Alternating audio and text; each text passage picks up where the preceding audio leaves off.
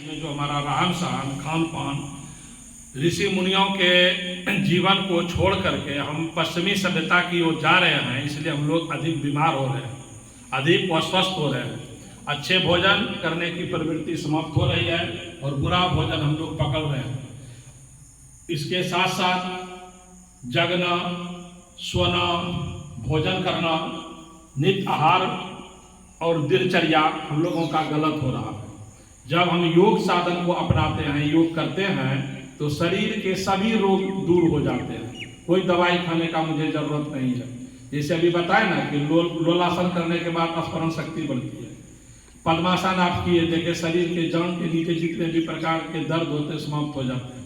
देखे ना, जैसे शीर्षासन देखते हैं, माथे पर खड़ा होता है, सर पर खड़ा हो जाता है शीर्षासन।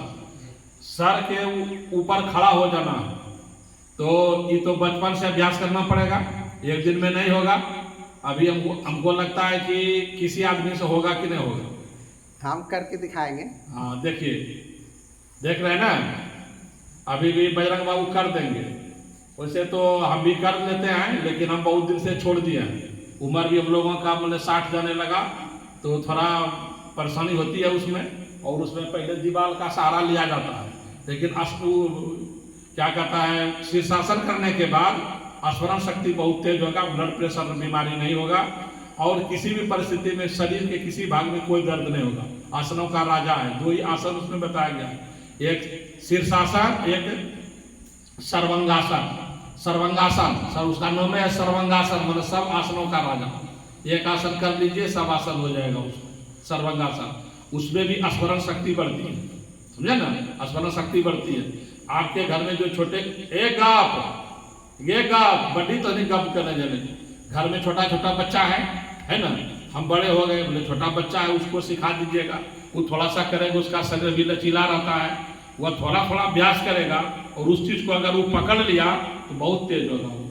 इसी के लिए हमारे ऋषि मुनि योग साधन करते थे, योग साधन द्वारा विद्या प्राप्त किए, योग साधन के द्वारा अपने को उच्च शिखर पर पहुंचाए, और संपूर्ण देश को, मतलब विश्व में सभी देशों को शिक्षा दिए कि देखिए भारत एक ऐसा देश है जो योग साधना के द्वारा प्रत्येक रोग को भगा दिया।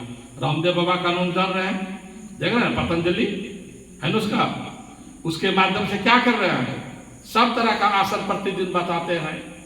जैसे भोजन करेंगे तो भोजन का मंत्र होना चाहिए, स्नान का मंत्र होना चाहिए, शयन का मंत्र होना चाहिए, भूमि स्पर्श का मंत्र होना चाहिए।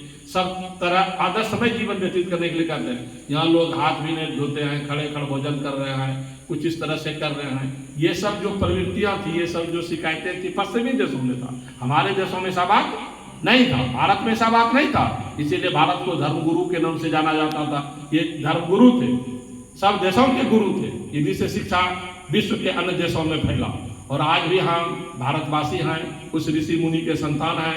हम लोगों का भी उद्देश्य होना चाहिए कि हम जो चीज़ सीखे, हम जो चीज़ प्राप्त किए हैं, हमारे ऋषि मुनियों ने जो धरोहर के रूप में मुझे दिया है, उसका हम प्रचार प्रसार करें, उसको याद करें, और उसके आदर्श को मानकर अपना जीवन व्यतीत करें। उससे जो शिक्षा दीक्षा होता है, उससे अच्छा शिक्षा दीक्षा होता है, उसमें सब चीज़ साधन को अपना कर होता है, उसमें किसी तरह की कोई कठिनाई नहीं होती है। जैसे अल्पाहार करना है तो अल्पाहार में थोड़ा सा भोजन कर लिए, इससे शरबत पी लिए, वैसा सब होता है ना।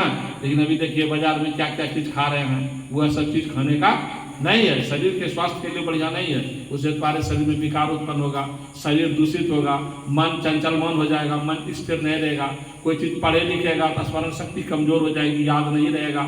लेकिन जब हम ऋषि मुनि के आदर्श को अपनाएंगे, उनके अनुसार काम करेंगे, उनके अनुसार जीवन जिएंगे, तो कुछ दिन तुमको भरे बुझाएगा हम क्या कर रहे हैं। लेकिन एक सप्ताह के बाद जब उसका रिजल्ट आना शुरू हो जाएगा, लगेगा नहीं, बिना कि हम नहीं रह पाएंगे, और आपका जीवन जो बुढ़ापा नहीं आएगा, बुढ़ापा बहुत दूर चला जाएगा। इसलिए यहाँ के व्यक्ति जो थे वे 100 वर्ष से अधिक ऋषि मुनि तक जिए हैं।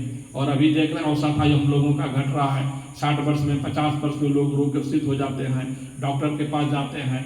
और खान पान में जो है बीड़ी सिगरेट खैनी तम्बाकू ये सब जो भी नशा है, ये सब चीज़ नहीं होनी चाहिए। योग साधनों में यह पूर्ण वर्जित है, किसी भी प्रकार का नशा नहीं करना चाहिए। बीड़ी सिगरेट पान बीड़ी सब चीज़ पर यह परहेज किया जाता है, क्योंकि हमारे ऋषि मुनि उस आदर्श से चले थे।